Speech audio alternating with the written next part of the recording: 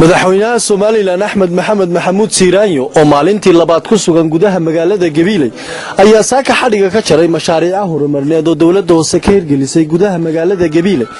ugu horeyn waxa uu xadhiga ka jaray biriishka dugsiga sare ee Timcade iyo garoonka kubadda basketka iyo wada 1 kiiloomitir oo isku xidha garoonka kubadda cagta iyo laamida sare. waxa kale oo madaxweynuhu dhagax dhigay guri dhismo ah oo dabaq loo dhisayo dawladda hoose. waxa kale oo xariga ka jaray gaadiid tiro badan oo dawladda hoose soo iibsatay. waxaan waftigu u boqolay dhinaca iyo degmada Allay baday. waxaanu halkaasi dhagax dhigay wada isku xidhi doonta magaalada xidhinta iyo degmada Arabsiyo. waxaana si weyn u soo dhaweeyay boqolaal ka mid ah dadweynaha degmada Allay baday.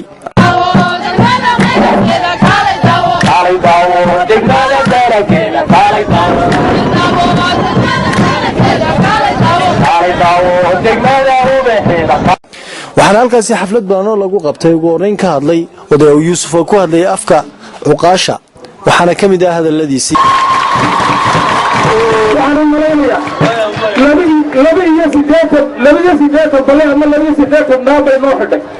marka waxaan kuleeyahay hadii aanu sidii ahaano wax walba waa la siin lahaa wax walba waa noo qaban lahaa. waxa kale oo halkaasi ka hadlay wasiirka madaxtooyada Soomaaliland Xirsi Xaaji Cali Xasan waxaana dadweynaha ugu bishaareeyeen wixii awoodooda uu qaban doono. wax fiican qabataan dawladda gacanteeda sida aan sheegnay diyaar baa leeyahay waxa waliba inta dheer waxa la idinka baahan yahay tii adeegsiga ku ahaydeen marka dalka ee aadka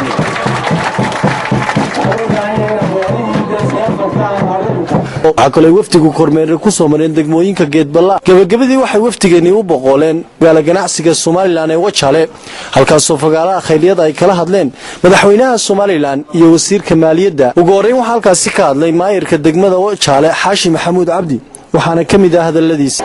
maanta hadlaanay aanu ku soo marin lahayn magaaladaasi Wajaale laakiin nasiib wanaag ay sababtay roobka oo awgeed oo dhowaya sidoo kale wasiirka wasaaradda maaliyadda Soomaaliland Cabdicasiis Maxamed Samaale ayaa dadweynaha ugu bishaareeyay in dhammaan adeegyada arrimaha bulshada ay u dhameystiri doonaan. aniga runtii hadal badan ee halkan maanta igama furaa madaxweynaha jamhuuriyadda Soomaaliland halkan ku soo dhaweynaya walaalayaal reerta Wajaale waa madaxda doorateen eedin jaclayl eedina kuna jaclaydeen kulaastayda ku saateen aad iyo aad baad u mahadsantihiin